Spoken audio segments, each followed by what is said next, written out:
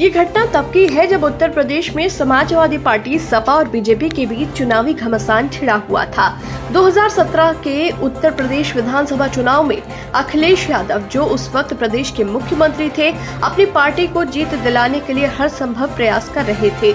लेकिन राजनीति में अक्सर ऐसा होता है कि किसी एक नेता के प्रभाव और उनकी पार्टी की बढ़त को कमजोर करने के लिए मीडिया और विपक्ष का गठजोड़ किसी भी घटना को भड़का सकता है, भले ही वो घटना पूरी तरह से झूठी या प्रक्षिप्त क्यों न हो।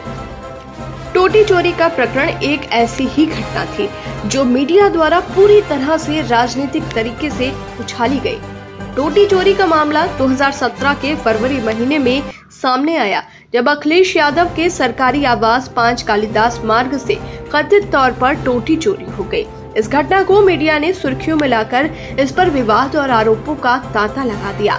विपक्षी दलों ने इसे अखिलेश यादव की सरकार की सुरक्षा व्यवस्था और प्रशासन की विफलता के रूप में पेश किया।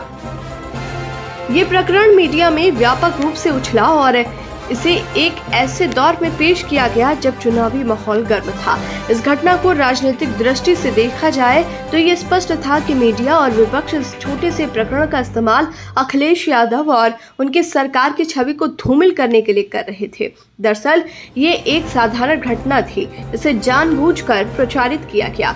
ये न केवल अखिलेश यादव की सरकार के खिलाफ एक साजिश थी, बल्कि ये उस दौर की राजनीति का एक हिस्सा बन गई जहां किसी भी छोटे से मामले को राजनीतिक हथियार के रूप में इस्तेमाल किया जा सकता था।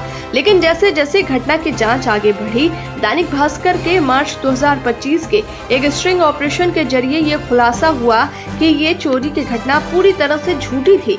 ये एक संगठित साजिश का हिस्सा थी जिसमें मीडिया द्वारा इसे बढ़ा चढ़ा कर पेश किया गया और इसे राजनीति का एक बड़ा मुद्दा बना दिया गया। ये साजिश बहुत सी घटनाओं से मेल खाती है जो उस समय के राजनीतिक माहौल को दर्शाती है। अखिलेश यादव की छवि को तोड़ने के लिए मीडिया और विपक्ष ने टोटी चोरी जैसी छोटी घटना को बढ़ा चढ़ा कर पेश किया ताकि जनता का ध्यान किसी और दिशा में मोड़ा जा सके। ये घटना हमें ये समझने का मौका देती है कि कैसे राजनीतिक रणनीतियां, मीडिया और साजिशों के जरिए एक साधारण घटना को बड़े मुद्दे के रूप में पेश किया जा सकता है। अखिलेश यादव को निशाना बनाने की साजिश में ये भी देखा गया कि हर छोटी से छोटी बात को चुनावी लाभ के लिए कैसे राजनीति में घसीटा जा सकता है। चुनावी माहौल में ये कदम विपक्षी दलों द्वारा अखिलेश यादव की छवि को धूमिल करने के उद्देश्य से उठाया गया था।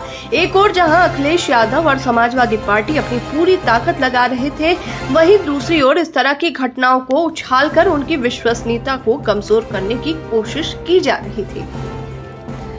टोटी चोरी का प्रकरण इस बात का प्रतीक बन गया कि राजनीति में सत्ता की लड़ाई कितनी गहरी और छुपी हुई हो सकती है।